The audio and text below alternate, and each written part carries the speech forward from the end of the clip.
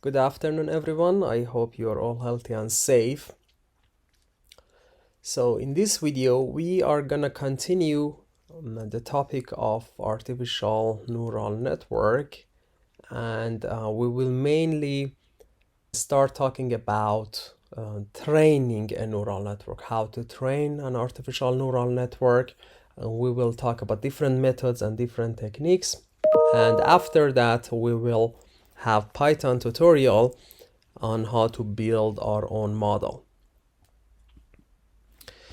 So let me start with a quick review of the notations. So this is what we had. This is the model that we had as a good simulations of a neuron. So inputs are here. These are the inputs of our model.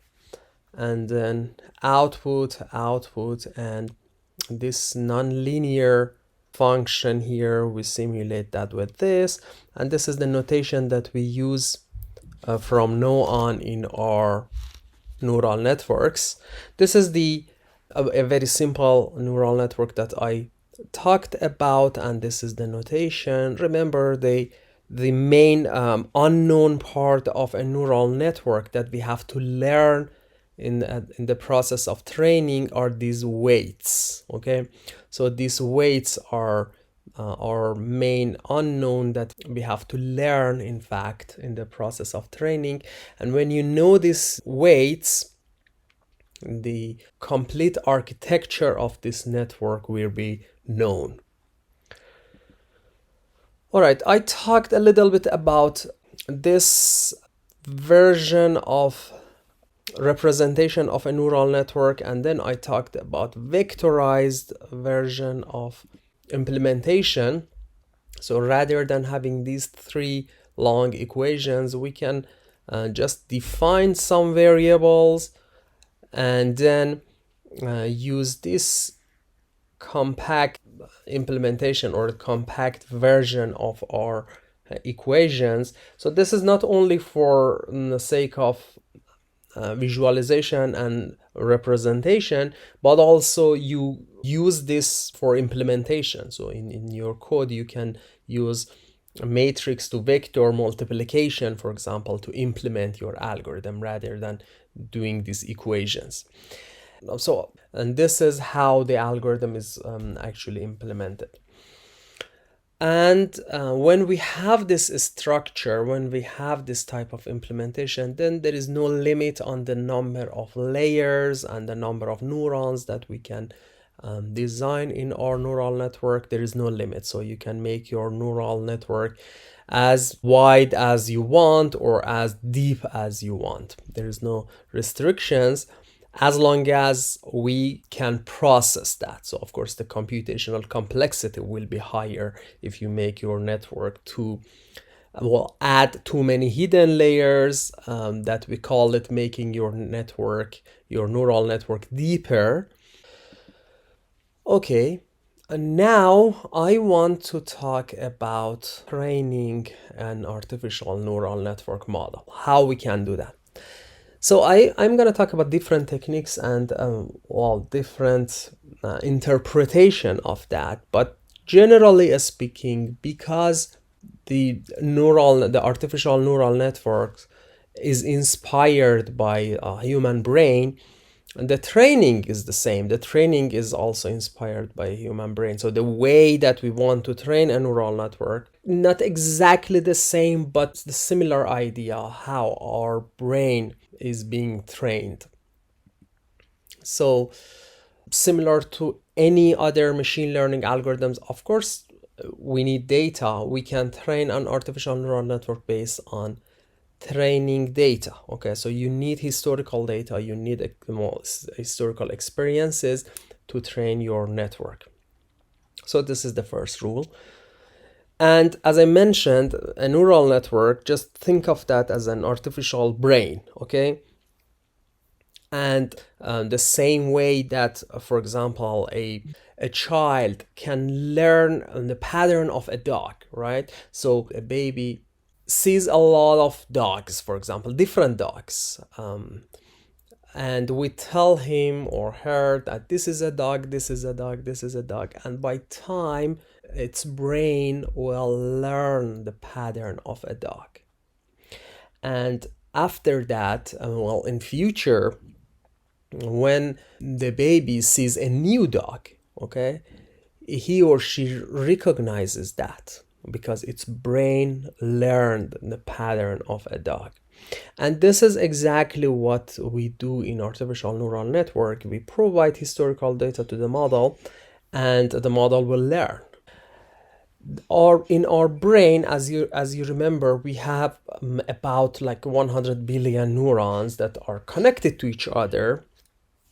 In the process of learning, our brain rewires itself, so probably make some new connections between neurons and make some of those neurons disconnected, so rewire those neurons, and this is how we learn. Okay, so by rewiring those neural network, our brain can learn.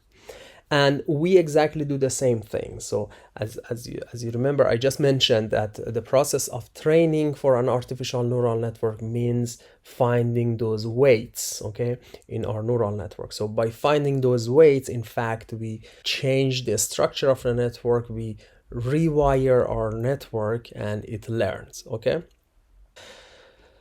And an important thing to remember is that the brain of a newborn baby is very complicated, okay? The scientists believe that most of those neurons are like connected in a brain of a newborn baby. So the model is very, very complex. The network is very, very complex. Everything is connected to everything. But it is inefficient. The network is too complex, but it is inefficient. That's why, so for example, babies are able to learn many different things and see many different new things at the same time, but they are kind of slow learners because their brain is not efficient. It has a lot of capabilities to learn a lot of things, but it's slow. So by time, the brain will make itself more efficient by disconnecting some of those neurons. That I'm going to talk about this later. It's called synaptic pruning. Okay, so in the training stage, an artificial neural network tries to find the best wiring structure among the neurons. Particularly, it tries to find the best connection weights based on the training dataset. To do so, this is similar to other machine learning models. So we need to define a metric that measures our error. For example, our prediction error or the model's learning error. And that we call it cost function. We had it before, as you remember. So we first define a cost function that represents the error in our prediction or in our understanding or in our learning. And then try to minimize that cost function on a training data set. Solve the minimization problem in terms of weights to find the best weights. So we need to define a metric that measures error, for example, prediction error, and then make it as small as possible. So that function, this cost function, as we had before in linear and logistic regression, this cost function is a function of weights, and we have to make it a minimum. By minimizing that, we will find the weights. So this is the technique. This is the terminology that we talked about last time. This is our training data. Suppose that we have m under total number of our training samples here. So we have m samples. And look, we have another parameter here that we never had before for other machine learning algorithms that we have learned so far. K is the number of outputs. Okay, so usually so far we had only one output. But for artificial neural networks, you may have more than one output. So K is the number of outputs. AI superscript L is the output of each one of these neurons. And L is the total number of layers, including the input layer and output layer. So in this case, L is 4 and K is 4 outputs, 4 layers. SL is the number of units in layer L. So there is a very interesting interpretation of neural network model. So there is a question here. If in the following model, if I just ignore about the first layers and just focus on the last layer, just focus on this part, okay, and just ignore the first layers, okay, the question is that what does it look like? So if I have something like that, okay, just the last layer in this specific very simple network, just the last layer, I have an output, I have some values. For example, the value comes directly from input, something like that, and then I multiply each one of them by a weight, add them up, I have a nonlinear function and create output. What does this look like? It is in fact just a logistic regression. Okay, so if you look at this, you remember from last semester, so this is a sigmoid function, but the difference is that this was theta before. So theta 0, we had theta 0 plus like theta 1 x1 plus theta 2 x2. We had something like that. This was and then g of that. This is just logistic regression. Okay, so this is so important that this part in this simple network, by the way, it looks like logistic regression. But why? Logistic regression is a pretty very simple and maybe not ideal classifier for us, but artificial neural network is the best type of classifier and the most advanced type of machine learning. Why? It is all because of this part, this black box. So in fact, in logistic regression, we just get inputs, just raw inputs, and we just send our x1, x2, x3 raw inputs to this last decision maker part. So this is the decision maker part, okay? But in artificial neural network, you have this part that can of course be deeper. You can add 10 hidden layers to receives the raw data x1, x2, x3 and pre-process that using some sophisticated networks. Again, in this example, it's a very simple network, only 3 neurons, but you can have 10 layers. So this network will receive raw data and it processes that using a complex network and create some values that make it much easier for this decision maker to make decision. So this is the art, this is the important part of artificial neural network. This part, which, so the last part, it exactly like a logistic regression, but this part, which is feature processing or feature engineering, and I want to call it feature learning. Sometimes we call it feature learning. Why? Because it's not just a simple processing of input features. Remember, we learn these weights in the process of training. Okay, so your neural network in the process of training, it will learn how to create the best features. It learns to create its own features based on data. So any type of data that you provide to the network, it will be different. The network will be different because you train it on the data.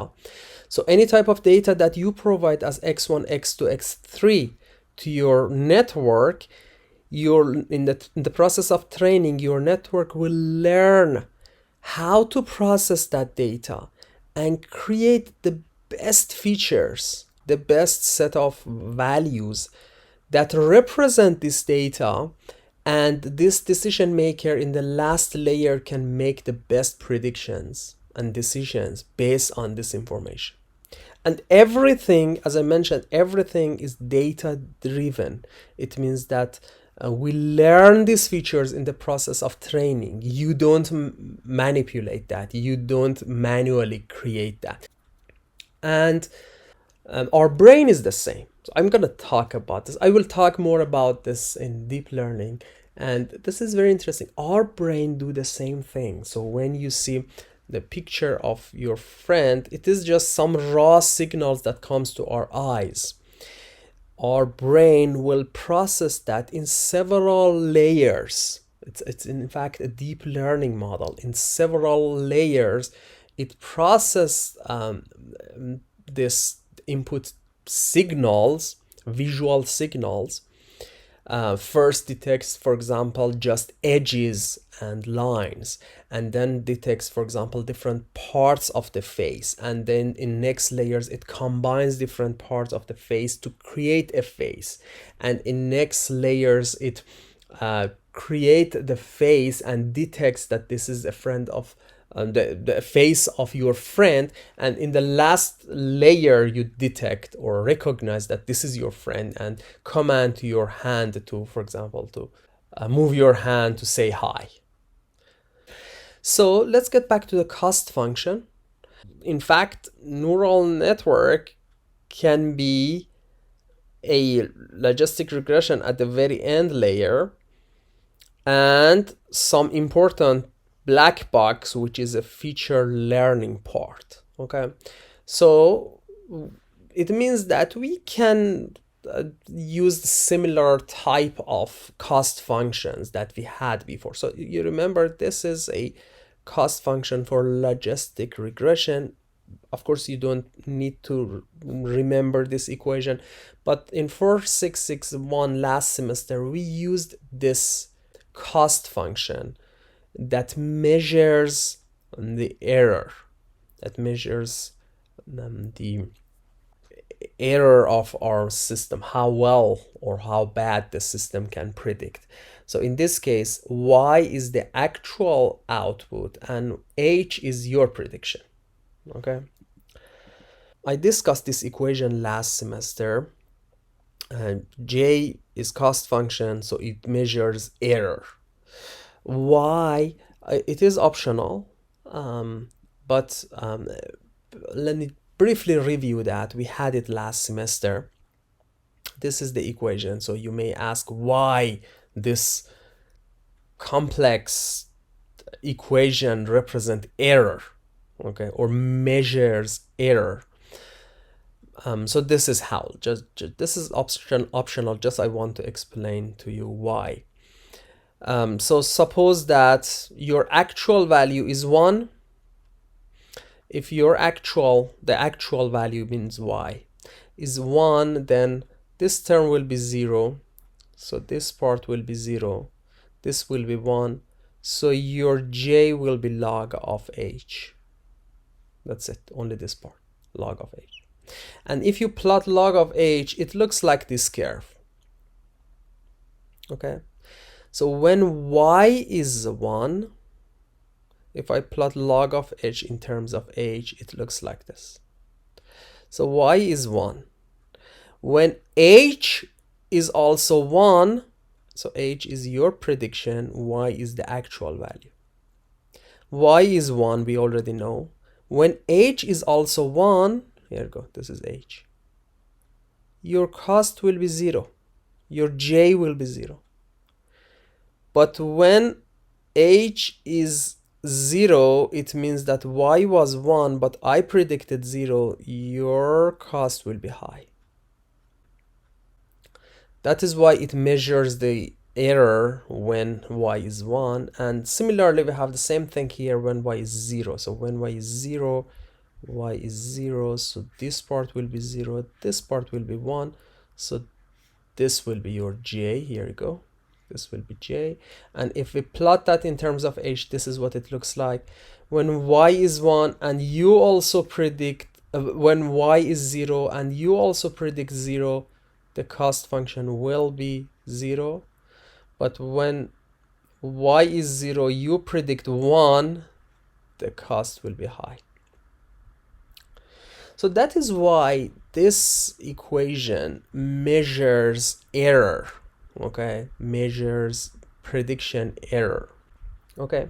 So this is the cost function that we had for logistic regression last semester. Here you go. I just want to modify that, so don't get confused and don't too much focus on these equations. I want you to understand the main concepts, okay? So just don't worry about the math part. I want you to understand the main concepts and what we want to do. The only difference between logistic regression that we had before, I mean in cost function, the difference between the cost function of a logistic regression and the cost function of neural network is that, so first of all, it was a function of theta because we wanted to find theta there. Now it's a function of weights. You want to find the weights of network. And one more difference is this summation, which is over all of the outputs. So in logistic regression, we only had one output.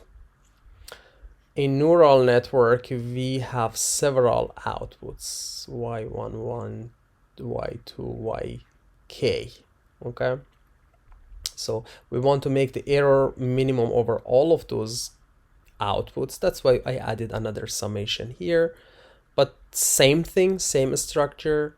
You don't need to memorize this equation, just understand the main idea. Okay, so this is the main approach. If you want to learn the theory, so I will talk about three different things, okay? So first of all, I want you to understand the theory behind that, which is this is the theory.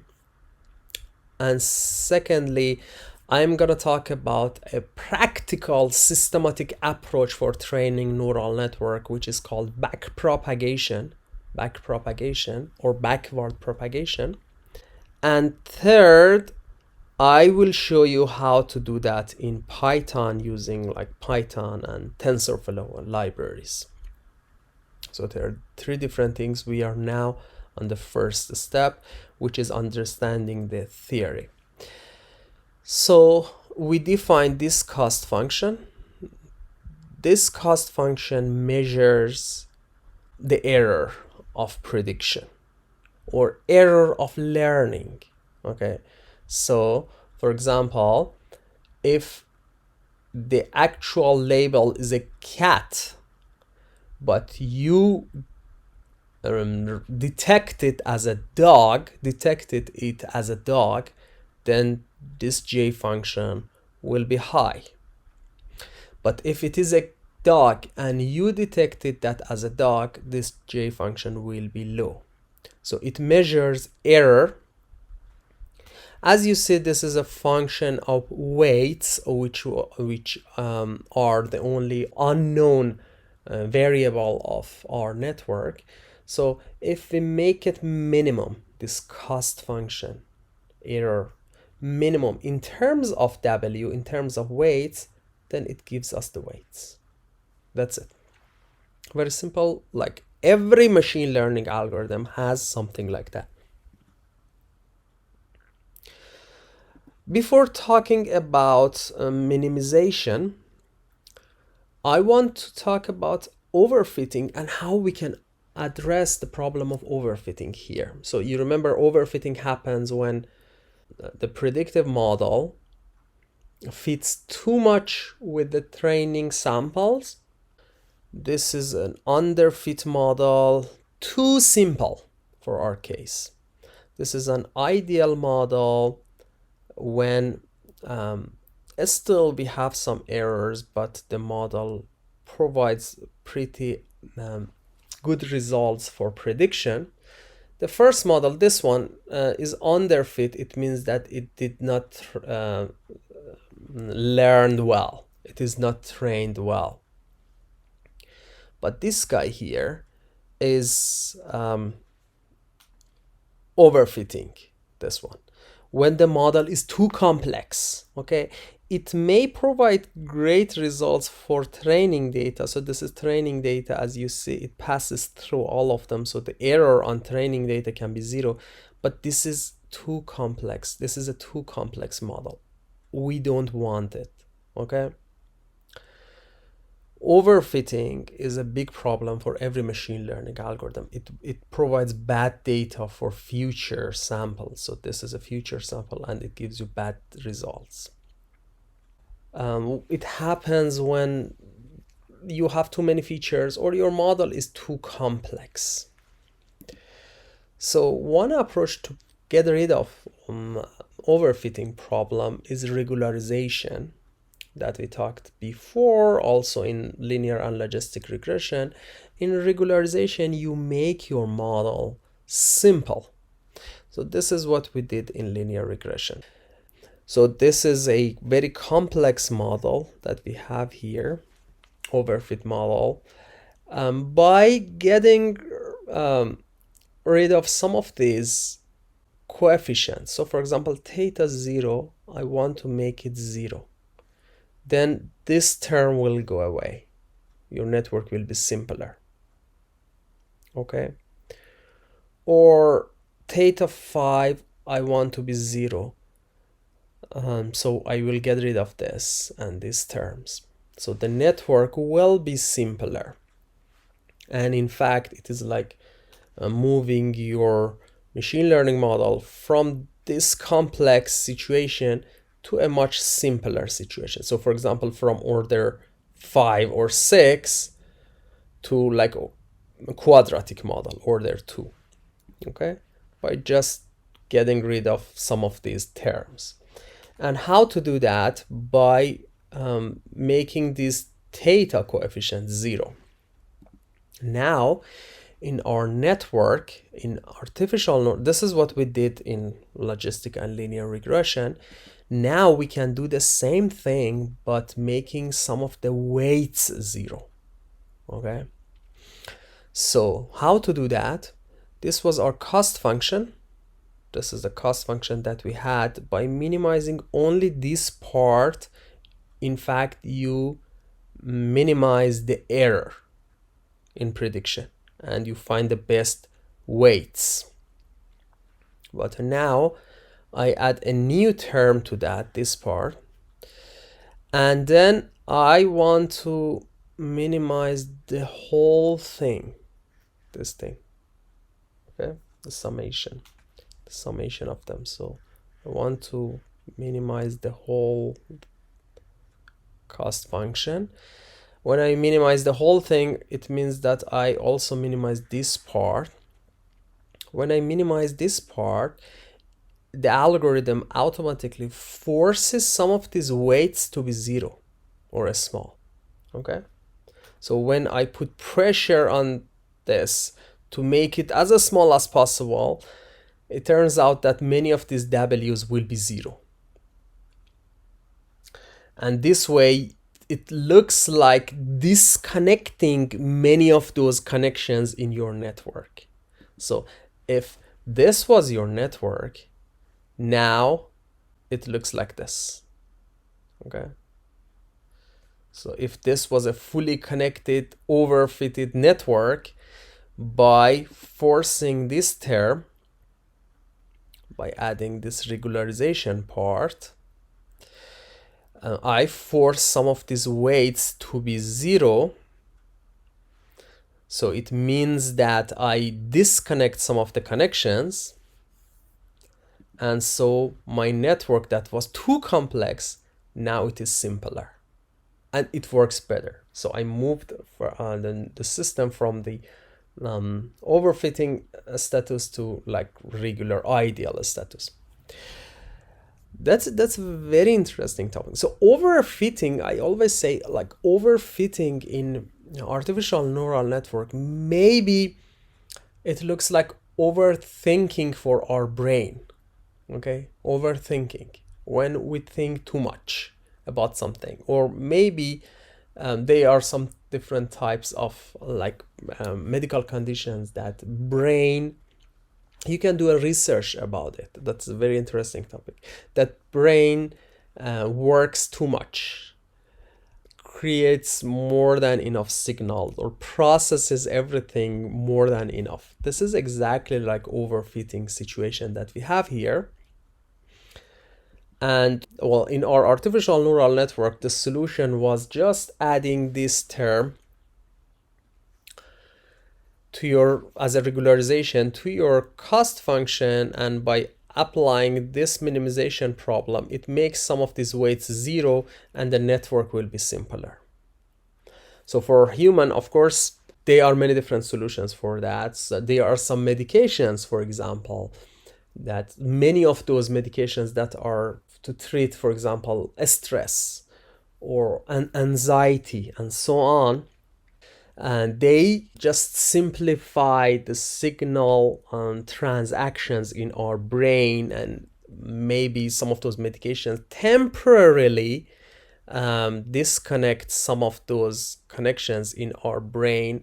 That is why you don't overthink, and anxiety and this kind of thing go away. Okay. And also, our brain does regularization during our life.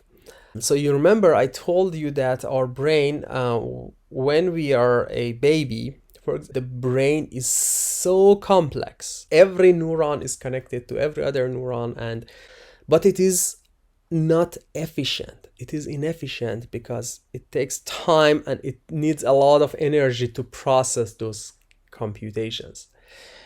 That's why the brain of a kid, it uses a lot of energy, and the baby is a slow learner. It takes time to learn because it's not efficient, the process, but it can learn a lot of things at the same time because the network is complex. By time when we grow up, our brain automatically disconnects some of these connections, and it is based on the rule of use it or lose it. So when we don't use our brain automatically disconnects some of these connections by time. When you use it more, you will keep your brain more complex. And by time, when we grow up, our brain will be simpler. That is why it is faster. We will be fast learner, but maybe we cannot see and learn many different things at the same time. But our brain will be more efficient. And this process is called synaptic pruning for our brain. So there is a very cool YouTube video you can watch, or you can search synaptic pruning if you are interested to see how our brain get rid of overfitting, but making some of these wires disconnected, okay, to make our brain simpler and more efficient. And also, if you're interested, you can search about different diseases that are related to this kind of too complex network. Most of the anxiety problems are because the brain, well, it's because of overthinking, or the brain processes too much more than enough. So that's an interesting topic if you would like to do research about it. So this is the cost function that we have so far. We minimize the whole thing, okay? And by doing that, we find the best weights for our network. How to minimize that? Gradient descent algorithm that we talked about before. I'm not going to talk about all of those details again, but remember that gradient descent is just generalization of usual concept of derivative when you want to make a function minimum, so you take a derivative of that and then put it equal to 0. It is not that simple when we want to talk about a function of many different variables. So you may have hundreds of variables, so hundreds of unknown w's that we have to find. That is why we use gradient descent, which is, as I mentioned, the generalization of derivative, but it's an efficient iterative technique that moves toward minimum step by step to find the minimum of a function. And when you find the minimum of your cost function, it will give us the best weights that will create the best artificial neural network for us. Okay, so this was the theory of how to train the network.